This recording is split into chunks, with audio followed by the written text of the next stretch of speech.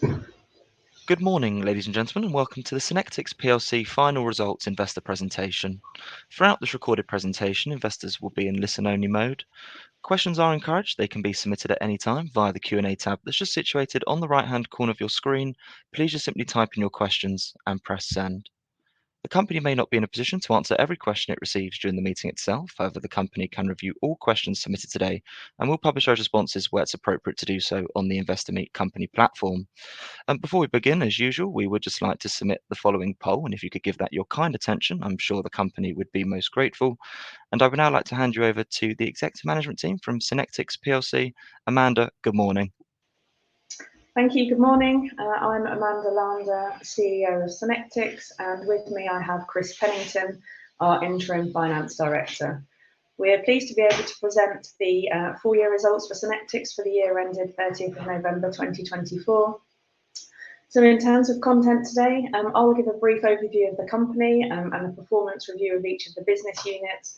Chris will then take you through the consolidated results, and then I'll come back on and talk a bit about our strategy and priorities looking forward.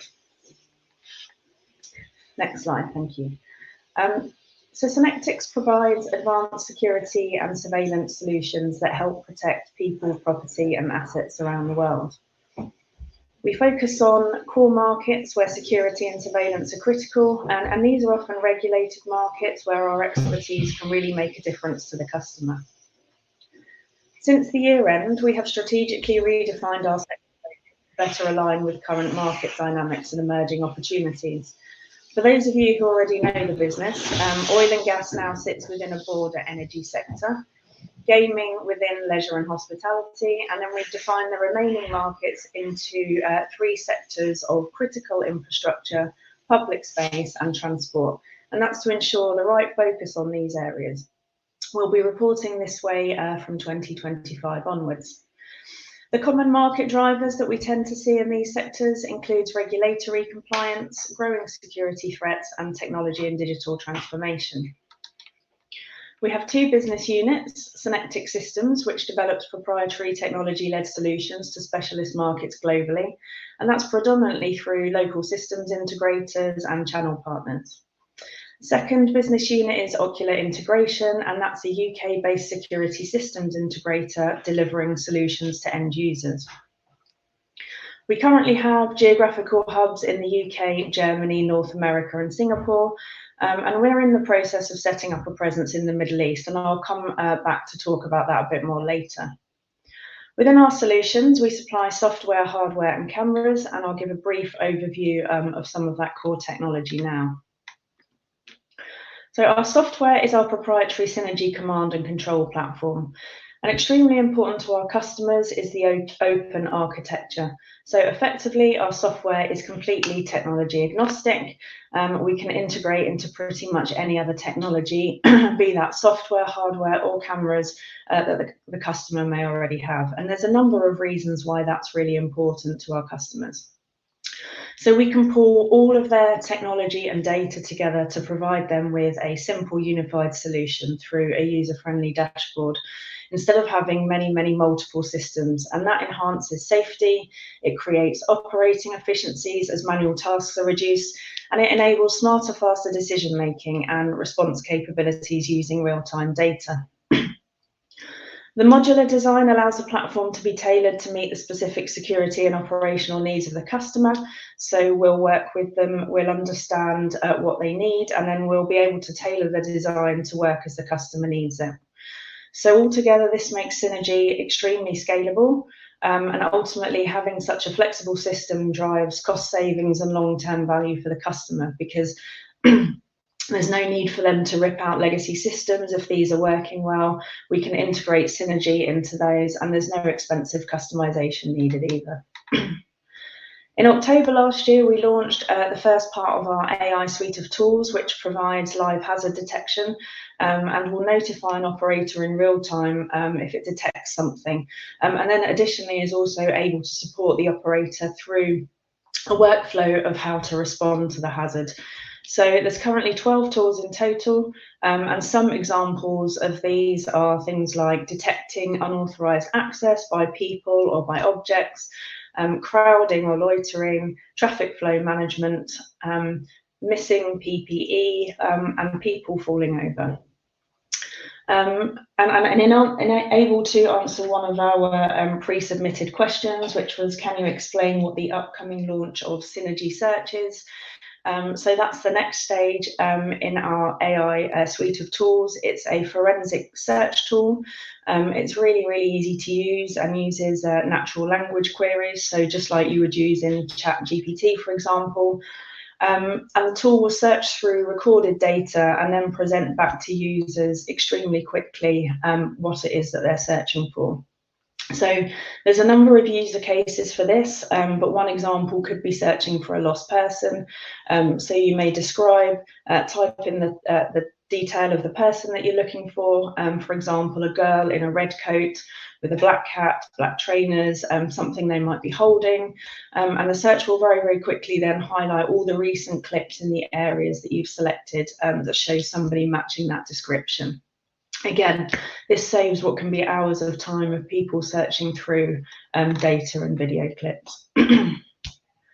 Our COEX cameras are designed specifically for hazardous and high-risk environments, for example, offshore marine and oil and gas. They provide exceptional image quality and long-term durability in extreme conditions and are certified for use in explosive atmospheres. COEX also seamlessly integrates with other existing security and control systems, meaning that customers can really maximise their investment on surveillance technology.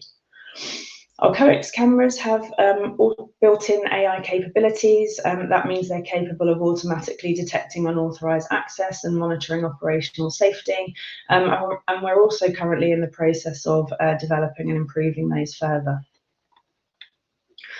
We have a great list of customers, and customers tend to stay with us for a long time, which really gives us the ability to evolve our solutions whilst we're working with the customers to help solve their challenges. I've shown some of our customers that we are able to name on this slide. So oil and gas customers along the top row, a mixture of some critical infrastructure and public space customers. Then we've got some transport customers, mainly bus and train operators, and then leisure and hospitality at the bottom. Moving on to FY24 highlights. It was a strong year for the group, and I'm really, really pleased with the results from 2024. There was growth in all sectors, record gross margins, and results ahead of market expectations, which were upgraded as well at various points across the year. We saw excellent cash generation, such that we finished the year with a record cash balance of 9.6 million, boosted by a couple of million from the large casino win that we announced in the year. Market momentum and contract wins were positive in all sectors, and hence we finished the year with a very robust order book of 38.5 million. We have a progressive dividend policy in line with earnings, and therefore we recommended a final dividend for the year of 2.5 pence, which would give an increased total dividend of 4.5 pence per share. And during the year, we've had some new board members. It's been great to work with Bob Holt and John Kempster, who were appointed as non-executive chair of the board and non-exec director and chair of the audit committee, respectively. I'm also pleased to be able to say that we're at the final stages of the CFO process, and I hope to be able to announce something very, very shortly. Post-year end, the positive momentum has continued into 2025, with order intake continuing across all sectors. We continue to invest in our technology. It's really important to maintain our position as a trusted advisor to our customers, and our continued investment in technology is key to that. And over the last couple of years, the team have done a really great job stabilising the company following COVID and focusing on achieving good gross margins. Now we're looking forward to how we scale the business. We've been refreshing our strategy to focus on future growth, and I'll talk a bit about that later. I'll move on now to the divisional performance. For SYNECTICS Systems, we've seen solid revenue growth in SYNECTICS Systems in FY24, and as you can see from the graph, there's been growth in all sectors, particularly gaming, which has increased by 20% year on year. We noted this time last year that there had been a delay following COVID, particularly in North America, in the refurbishment of large casinos. However, we are now seeing an increase in both new and upgrade activity in gaming, and we expect this to continue moving forwards. In particular, there's also a number of cities around the world that are investing in new large casinos to attract tourism and investment over the next few years. Oil and gas demand can fluctuate in line with the economic conditions and the geopolitical events.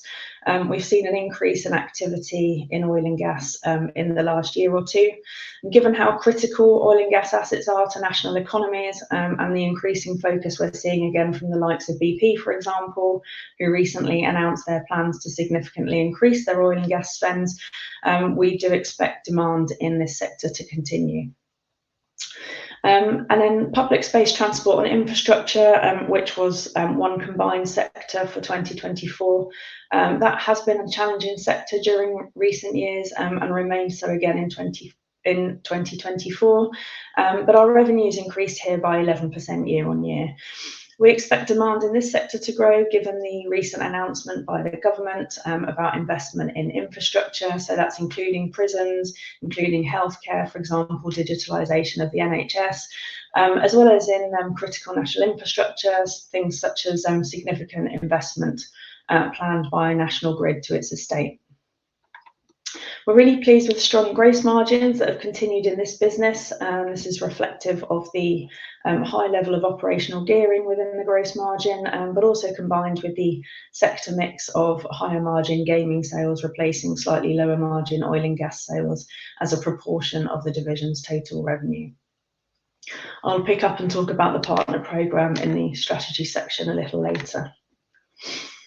The positive contract momentum in the year includes these two important case studies that we announced during 2024.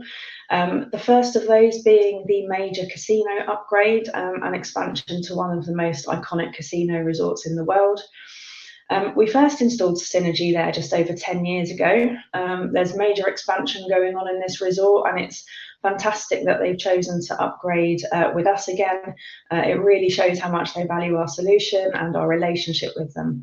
That project has now commenced and is expected to be delivered predominantly during 2025. The second case study relates to oil and gas, so two important contracts to provide advanced security and surveillance solutions for critical oil and gas operations in Qatar and Brazil. In Qatar, SYNECTICS will deliver coax cameras to North Oil Company as part of the RIA project in Qatar's largest oil field. And in Brazil, we'll supply security and surveillance solution for a vessel, which will be critical to the vessel's security operations. So moving on to Ocular. SYNECTICS Security was rebranded to Ocular in November 2024, and this was part of a broader transformation programme in this business, which included a refresh of Ocular's strategy, including ensuring a targeted approach to both its go-to-market as well as the solutions that it provides to customers in those specific markets. So the programme was kicked off with an internal promotion of Chris Jepson to Managing Director of Ocular and a new sales director, such that we now have a strong leadership team there. The team are making good progress so far with this refresh in 2025. Outside of the leadership team, we have and we are still investing in the wider sales and marketing team to ensure we've got the depth and breadth of expertise needed across the sectors. And we saw a strong increase in revenues in Ocular by 17%. That related predominantly to the transport sales impacted by new vehicle registrations and the drive towards zero emission vehicles. And we've said this before, but gross margins in Ocular continue to remain high for an integration business, which we're obviously really pleased about. We're trying to focus specifically on those projects where we can add more value and hence command the higher margins. During 2024, Ocular was awarded 6 million worth of contracts as part of the framework agreement with National Grid. National Grid is also a customer of SYNECTICS Systems, but this is different to the work provided by SYNECTICS Systems and relates, the work provided by Ocular relates to the upgrades of physical security on National Grid sites. And I'll now hand over to Chris to talk through the consolidated results. Thank you, Amanda. So we'll look now in more detail at the SYNECTICS Group result for FY24, and primarily this will be with comparison to FY23. However, we wanted to start at the top of this chart, at the top of this slide, by showing 5 charts with a 3-year track record, all showing a positive trajectory in terms of revenues, recurring revenues, underlying profits and underlying EPS. In terms of FY24 itself, we returned a 14% increase in group revenue to 55.8 million, and as Amanda noted, that came from both sides of the business. So SYNECTICS Systems grew by 12% on the top line and Ocular by 17. And that translated to a 3.9 million increase in gross profit, or a 20% uplift, which was both an absolute increase and an increase in the margin itself, growing by 2.2 percentage points to 42.9%. And the driver there was the sales mix, and in particular, an increased proportion of gaming sales. At an underlying operating profit level, we grew by 57% from 3.1 to 4.8 million pounds in the year, and that's prior to around $500,000 of non-underlying items. Again, that came with an increase in the margin of 2.4 percentage points to 8.6%. And we've seen effectively a trebling of the EPS over the last 3 years, from 7 to 14 to 21.6 pence in the current year. Looking now at where the revenues came from and where that movement sat, the first point here is SYNECTICS is a diverse business in terms of the geographies in which we operate and also the end markets that we serve, which provides a range of opportunities at different points in time. The chart on the left shows the revenue split on a geographic basis, but had we shown this on a sector basis, we would have seen growth in oil and gas at 5%, public space, transport and infrastructure of 11%, gaming 20%, and Ocular 17%. The movement by geographic basis here reflects the statutory presentation, and in EMEA we saw an uplift of £3 million driven by oil and gas, and conversely a 1.6 million reduction in the Asia Pacific region, again principally driven by oil and gas demand. Had we shown here APAC on a 3-year basis, we'd see a positive increase from 6 to 12 to 10.4 million pounds in FY24.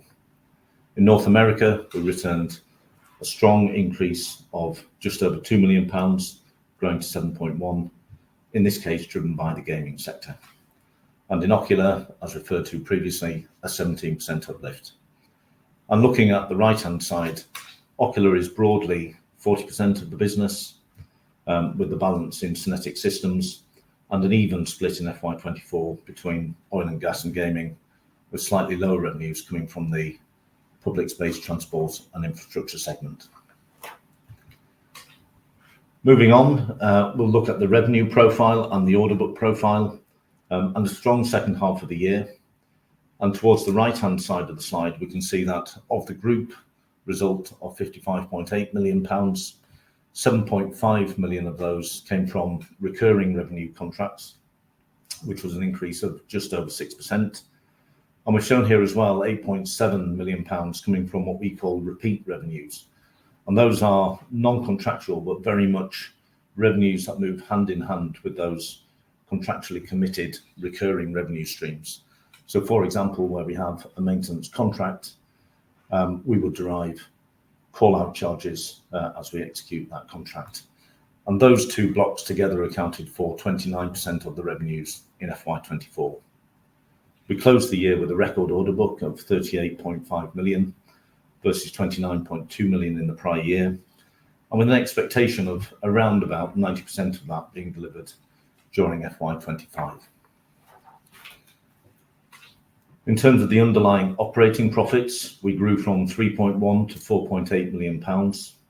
And we can see here the first building block in the movement coming from gross profit with the 3.9 million increase referred to previously. In terms of the operating costs, our largest cost within that operating base relates to staff costs. And we grew by £2 million, which was primarily relating to the existing workforce in terms of salary increase, employment taxes, bonuses, etc., but also investment in new people who joined the business during the course of FY24. In terms of the overheads, which grew by just over £1 million, that relates to inflationary increases, but also some areas of new investment. And we'd highlight here the investment in the ERP system, which will mark a significant move forward for the business. Other movements here included lower depreciation and amortization and an increase in capitalised spend in the year. And capitalised costs moved from £1 million taken to the balance sheet to 1.2, which is of a total R&D spend of £3.7 million in the year, just referring to one of the questions that we've had on the chat. Moving on to the last slide from me at this point. Net cash grew from £4.6 million to 9.6, an increase of £5 million over the course of the year. We had strong operating cash flows of 6.5 million, shown prior to non-underlying items, which are across on the right-hand side of the bridge. Working capital inflows gave a gain in the year of £2.5 million, and those were heavily driven by advance payments on some large customer contracts. We invested £1.9 million in CapEx in the year. A big chunk of that was 1.2 million on capitalised development spend, but also spend on the ERP system, in this case capitalised, and on other tangible assets.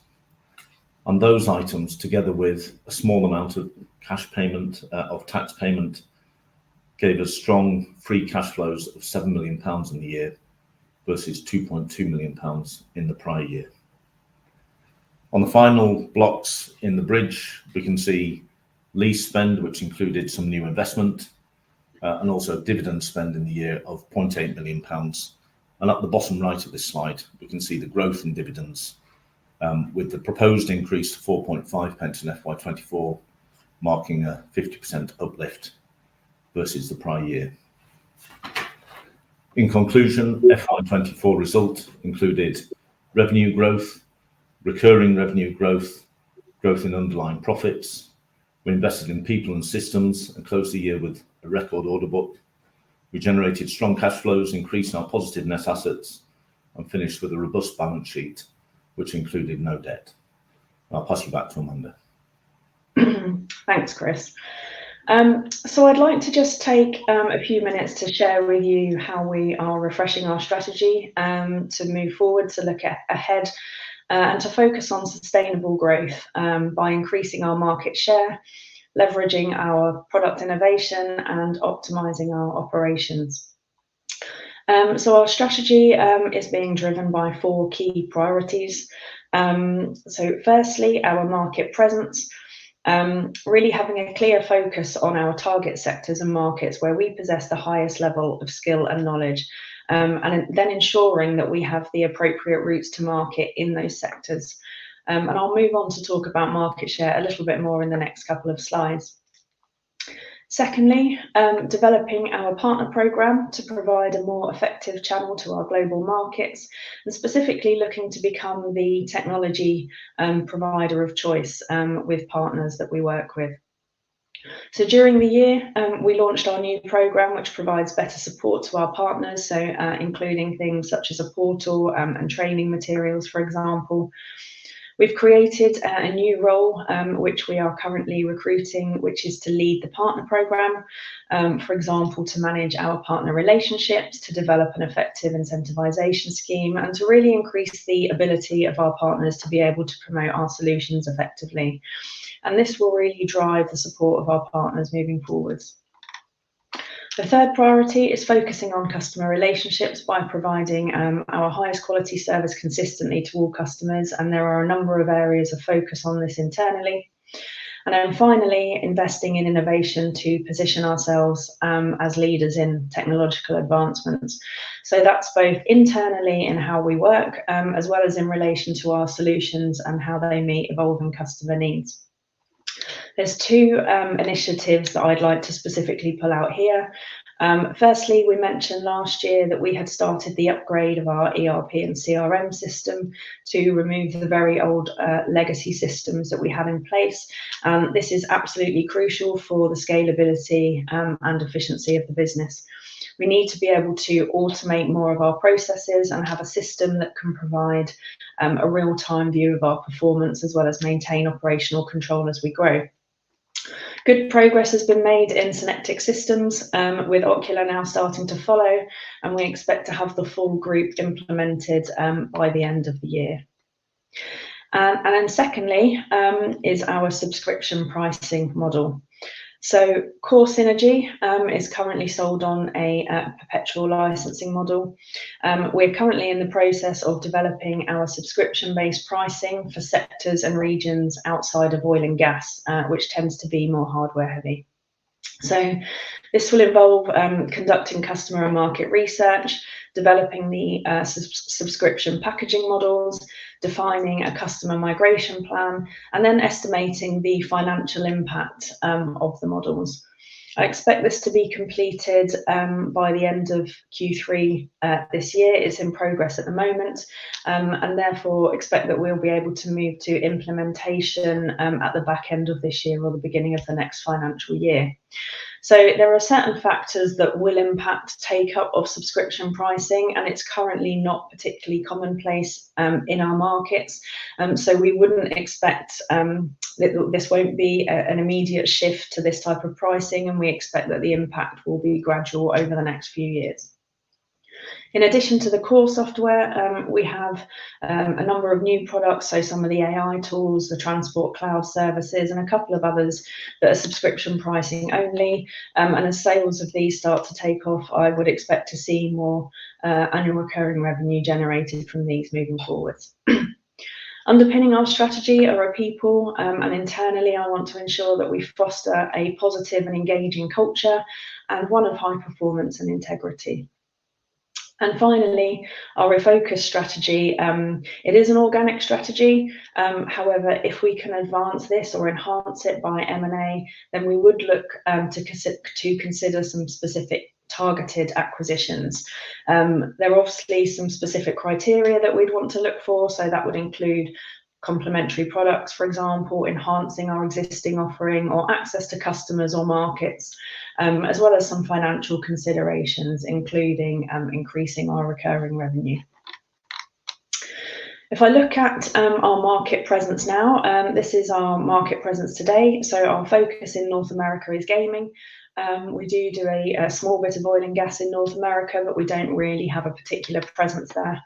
Across our hubs in UK and Germany, we serve all the market sectors. However, our market share is generally quite low.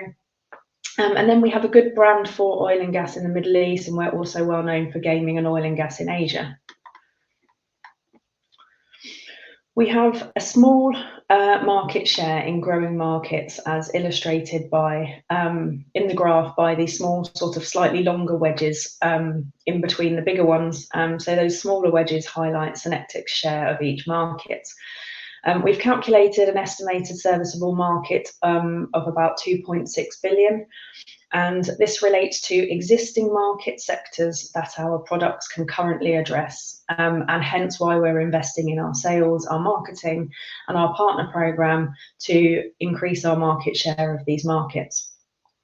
Perhaps unsurprisingly, about half of the available market is in North America, and so we're in early stages of developing relationships there with partners and with contacts to expand our other sectors in this region outside of gaming. And also in Asia, where we have wide opportunities as well. In addition, we have some potential new market opportunities which are excluded from the 2.6 billion serviceable market, and we're currently completing competitive market assessments on these. So these are renewables, particularly offshore wind farms where the conditions are similar to those in offshore oil and gas. and also data centres, which have recently been designated as critical national infrastructure by the government. By later in the year, we expect to have more visibility about how viable these markets are for us in the coming years. And the Middle East is set to have substantial investment over the next few years, focusing on luxury tourism. Something like 30 billion of investment projected in hospitality alone in this region by 2030. The mega casino resorts that they're looking to build and the infrastructure projects that are planned are core areas for SYNECTICS. So we're in the process of setting up a presence in the Middle East. We've received our trading license and we'll be going through product certification.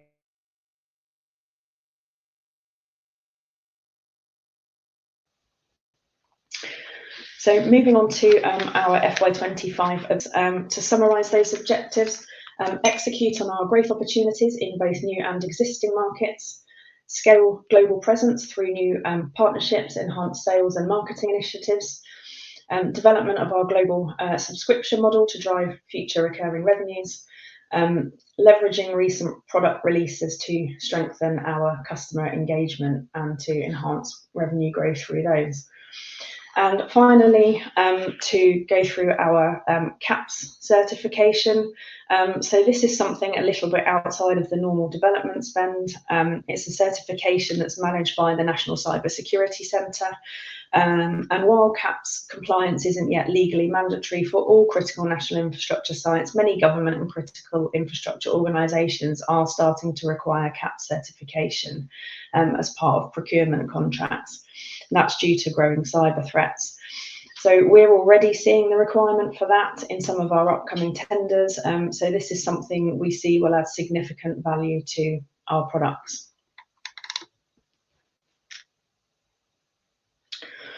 And so then just to summarise, good performance in 2024. We've entered 25 with good momentum, with a strong order book and pipeline. Results to date are in line with board expectations. We have a strong cash position to be able to invest to execute our growth strategy, and we will of course continue to invest in our technology, including our AI capabilities. So thank you very much for listening. That concludes the presentation, and now we'll be happy to take any questions. Perfect. Amanda, Chris, if I may just jump back in there, and thank you very much indeed for your presentation this morning. Ladies and gentlemen, please do continue to submit your questions just by using the Q&A tab that's situated on the right-hand corner of your screen. But just while the team take a few moments to review those questions that were submitted already, I'd just like to remind you that a recording of this presentation, along with a copy of the slides and the published Q&A, can all be accessed via your investor dashboard. Amanda, Chris, as you can see there, we have received a number of questions that were both pre-submitted ahead of today's event, as well as those that have made their way through throughout your presentation this morning as well. So firstly, thank you to all of those on the call for taking the time to submit their questions. And guys, at this point, if I may just hand back to you just to read out those questions and give your responses where it's appropriate to do so. And if I pick up from you at the end, that'd be great. Thank you. Thank you. So I'll start. So the first question asked if we could explain the upcoming launch, so what Synergy Search is. So hopefully I addressed that near the beginning of the presentation in terms of our new forensic search. Second question, Shore Capital show an estimated revenue of 65 million for 2025. SYNECTICS has told us you have a record order book of 38.5 million. How confident are you of hitting this target, and where do you see the remaining revenues coming from?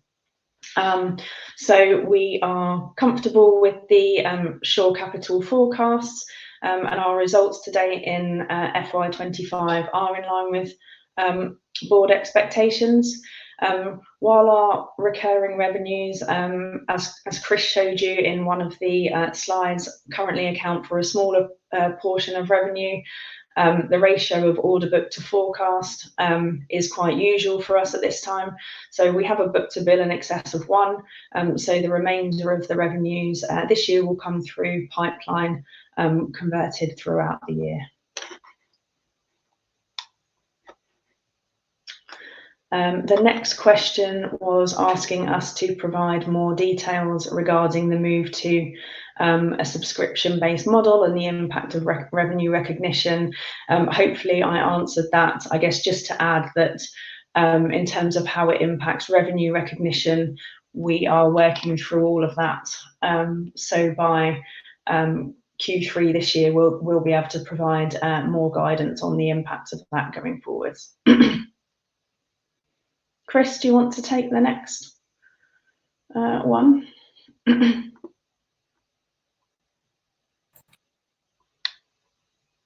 Thank you, Amanda. Sorry, just struggling to unmute. Yes, so in terms of the R&D, we spent 3.7 million in FY24, of which we capitalised 1.2, and that was an increase versus the prior year of £500,000.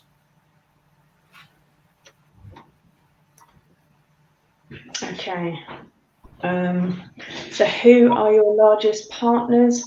Our partners vary quite considerably across the different regions. So we have different partners in Asian gaming to what we do in American gaming, and then in the UK, a number of different ones again.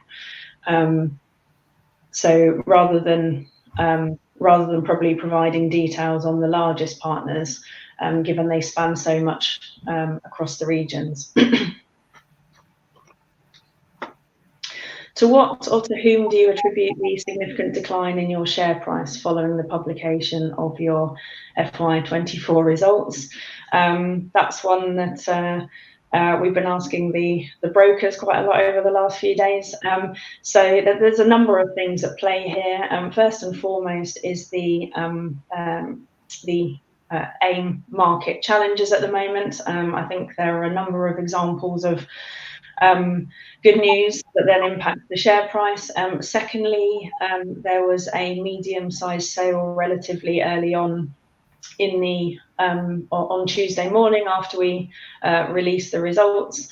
And thirdly, the share price growth in recent months means that there's potentially an element of profit taking in there that we don't always see at results announcements.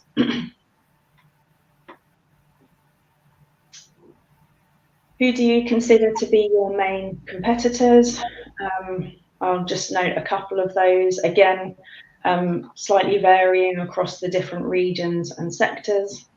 But Genetec, which is a large Canadian business, Dowmire, Milestone, and also Motorola, especially since recent acquisitions by Motorola in the last couple of years.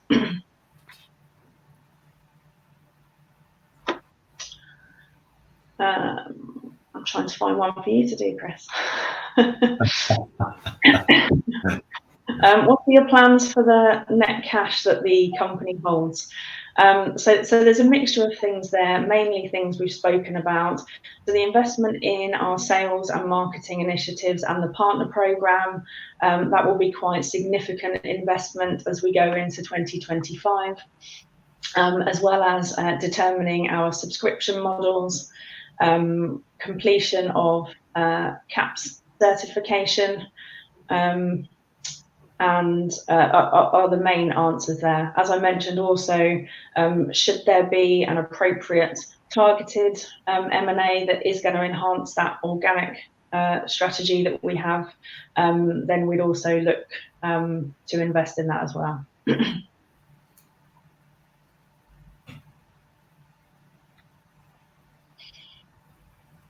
Why did you want to not quantify the value of the order book at the time of your FY24 results?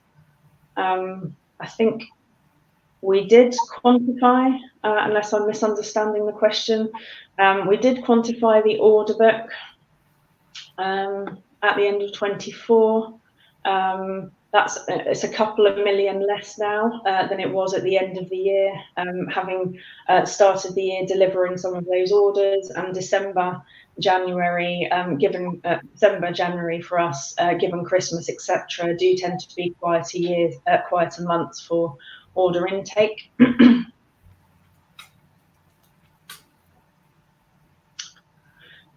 How much of the $13.2 million casino contract will fall into 2025? most of that will fall into 2025. There is a subscription-based service that we're providing for that customer in there as well. So that's a smaller bit of that will drop out into the following years. But around 9-10 million of sterling, say, will fall into 2025. How close are you to a contract in the UAE? So our teams within the business have been to the UAE a number of times. We've developed some good contacts out there. Key to us is recruiting somebody to be permanently on the ground. So we're in the middle of that recruitment at the moment, so that we stay close to any developments and contracts as they arise. We need to ensure that our products are certified before we can actually enter into any opportunities in the UAE. Do you have any communication with Whitehall Associated? Yes, Whitehall is a high net worth family. This is the second generation of the family, and the first generation have been long-term holders of SYNECTICS for many, many years. They're a good supporter of the business, and we catch up regularly. We were aware that they wanted to look at diversifying their portfolio a little bit more, as well as adding more liquidity into the SYNECTICS shares, which is why they've looked to shave off a few % of their holdings in recent months. And can we say anything more about about data centers? At the moment, we're in the very early stages of investigating this. So because in the UK specifically, they're now designated as critical national infrastructure, it means that the capabilities and functionalities of the solution has to comply with those for critical national infrastructure regulations. So we're just working through it's obviously a very recent changing the regulations. So the industry themselves are just working through at the moment to understand what that means, what the timeline is for compliance with that, etc. So we'll be able to come back with more on that later in the year. Are there any plans to move to the main market from AIM? Obviously, we're aware that there's a number of AIM companies thinking of doing that at the moment. Not at the moment from our perspective. I think we're slightly too small still from the market cap perspective. I wouldn't say never in the future, but at the moment we feel that AIM is still the right market for us. And do you anticipate US tariffs will affect your US business? Obviously, that's still moving kind of every day as we speak at the moment. So if anything, it might impact our competitors perhaps more than it does us, given that we have European competitors and Canadian competitors. Much of our sales from the US is imported from the UK. So if there are any repercussions or tariffs implemented specifically on the UK, then yes, this could impact the US business, although at the moment it seems that we're not expecting that, and therefore no significant impact expected at the moment. Amanda, Chris, if I may just jump back in there. Thank you very much indeed for being so generous of your time and addressing all of those questions that came in from investors this morning. And of course, if there are any further questions that do come through, we'll make these available to you immediately after the presentation has ended. But Amanda, perhaps before really just looking to redirect those on the call to provide you with their feedback, which I know is particularly important to yourself and the company, if I could please just ask you for a few closing comments just to wrap up with, that'd be great. Yeah, thank you. I mean, first of all, I'd just like to say thank you to everybody for their time today and for joining us. Hopefully you share our view that the The group's long-term outlook is really positive. We're not where we want to be yet. We've got more work to do following a really good couple of years. We're a small market share in fantastic growing markets, and there's plenty of opportunity for us. So we're really looking forward to what the future brings. Thank you. Perfect, Amanda. That's great. And thank you once again for updating investors this morning. Could I please ask investors not to close this session, as you'll now be automatically redirected for the opportunity to provide your feedback in order that the management team can really better understand your views and expectations. This will only take a few moments to complete, but I'm sure will be greatly valued by the company. On behalf of the management team of SYNECTICS PLC, we would like to thank you for attending today's presentation. That now concludes today's session, so good morning to you all.